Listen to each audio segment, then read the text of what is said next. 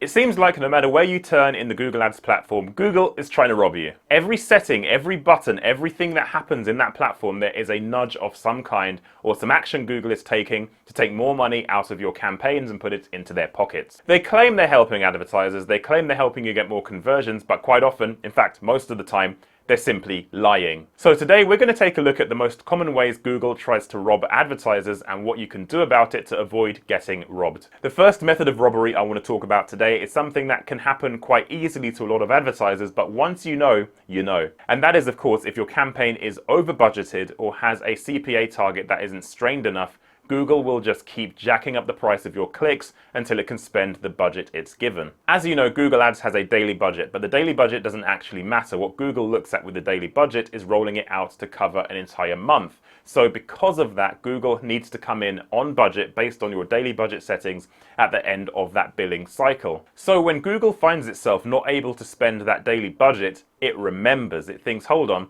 my budget is $100 today, I only spent $50, therefore when the next day rolls over, I have a $50 deficit plus the $100 I need to spend today. If enough of those days keep happening and you keep building up more and more of a spending deficit on Google Ads, Google will remember and it will try as hard as it can to get that spend coming through the account. And it does this by pushing your CPCs up to unbelievable levels. In fact, I've seen on a couple of campaigns I audited recently where CPCs were as high as $100 in a small target radius service business campaign. These were just guys repairing cars. There's no way a CPC should cost half the price of a minor service for an engine. It's unbelievable how much the CPCs were, and it's because they had a very small target radius, set their budget really high, didn't put a CPA target in place, so Google just kept pushing and pushing that CPC up higher and higher. So a typical day in that campaign by the end of that process was they got 1 or 2 clicks a day, but those clicks would cost anywhere between $50 and $100, which is insane. So how do you protect from this? Well, of course, if your budget is not being spent, you need to set your budget in line with what you're actually spending and the actual size of the market you're in.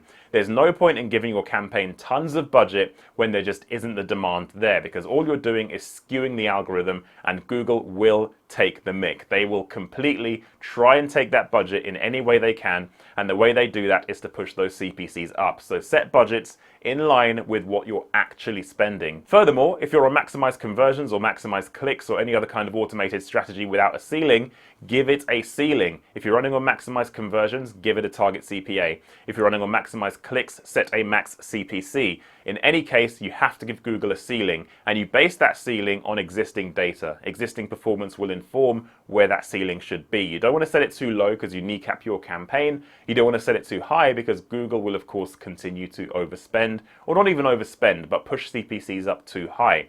So be sure to give your campaigns a ceiling after you've got enough data, and don't leave it to Google and don't over budget. Next is an old favorite, and it is of course Google wanting you to use the display network and search partners when building a new campaign. And not even when building a new campaign. Sometimes in your recommendations in Google Ads, you're going to see this in here. And of course, my advice to you is to ignore them. Why? Because of course, the display network is a separate thing to search. Search is all about bottom of funnel, capturing existing attention. Yes, the market share is smaller than all of the people who could potentially use your service. Of course, search doesn't reach all of those people. It only reaches people looking right now.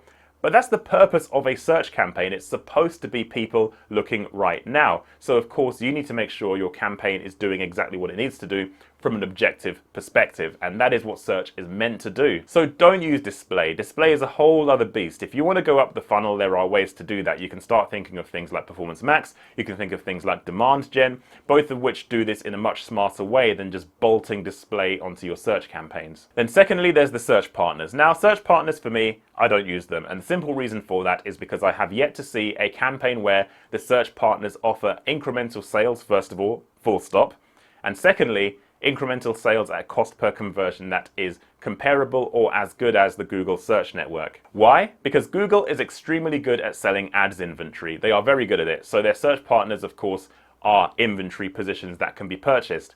Google will find a way to get those positions sold, and the way they do that is of course to force you to use the search partner network, which is of course much lower traffic quality and much lower intent than the Google core search network. So I don't use it for that reason. Long term, if you want to kind of see if there's an incremental gain that can be had after you've maximized and exhausted just the search network, You could do this. It's a test worth trying every now and again if you want to, but don't be hung up if you don't get results from doing this test, because in all honesty, it's very, very rare that I see the search network do anything positive. I just omit it from the get-go. I don't use it at all, and I'd advise you guys generally not to use it as well. Another way Google tries to rob you is those prompts telling you to increase your budget. It has a red warning label for severely under budget campaigns and an amber warning label for campaigns that could use a bit more budget. So they're kind of degrees of budget reduction, I suppose, or under budget levels on the campaign, the red label and the amber label. Now, the problem I have with this isn't that Google is suggesting your campaign is under budget. Of course, if your campaign is under budget, that's all fine. You can basically increase the budget to capture additional sales. As long as you keep your CPA target where it is and it's a comfortable level for your business, there isn't necessarily much harm in increasing your budget if the existing demand is there. Where I have a problem is when you click on that warning label, Google will give you a tier list of how to increase your budget with a radio button telling you which level to select, whether it's the top level, middle level, or bottom level, with a loose illustration as to what might happen if you did so. The problem with this is that illustration is all based on nothing. It might be an estimation on Google's part, but from my experience, the results you get from those increases at the levels Google shows are not going to be pretty much what you'd get in real life. In fact, generally speaking, they are an overestimation as to what you'd actually get. So my advice for budget increases is to do it your own way. Increment slowly and carefully. Don't select Google's options, especially the top option where it says you can maximize your budget by trebling it overnight. The first thing I hate about this is, of course, when you do increase your budget that much on smart bidding, Google has to learn how to spend that budget. There's a potential for your campaign to go back into learning because the budget increase is so severe. And also, it's irresponsible on Google's part to even suggest to advertisers they should triple their budget with a click of a button. There has to be stepping stones and incremental changes to get your budget right. And if you're going to scale your campaign and increase budget, that's the way to do it, in a step by step by step, slowly, surely way of doing it.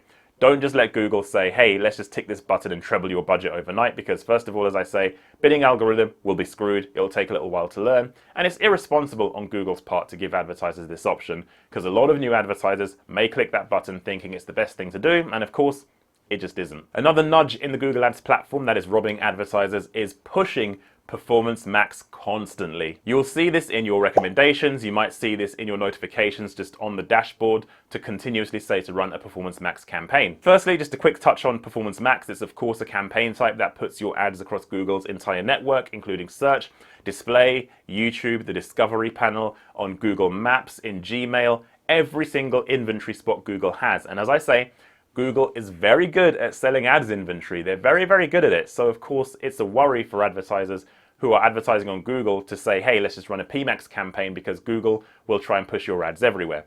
Now, here's the issue. There's not necessarily a harm in trying Performance Max as an incremental strategy once you've maximized on search to kind of see if there is any opportunity to get more sales overall in your account by using both side by side. But if you're very far away from maximizing on search, then there's no point in running a PMax campaign because you want to capture the obvious demand and maximize the areas that are going to work the best before moving on to PMax. So my advice is, ignore that PMax warning label until you maximize your search campaign, and then you can give it a try. As I say, you don't have to use PMax just because Google says so. If you're happy with your results, understand this. PMax will typically have a higher cost per conversion than search because of the way PMax works. Search is purely bottom of funnel intent. PMax goes further up the funnel to some of those other networks I mentioned, like display and YouTube.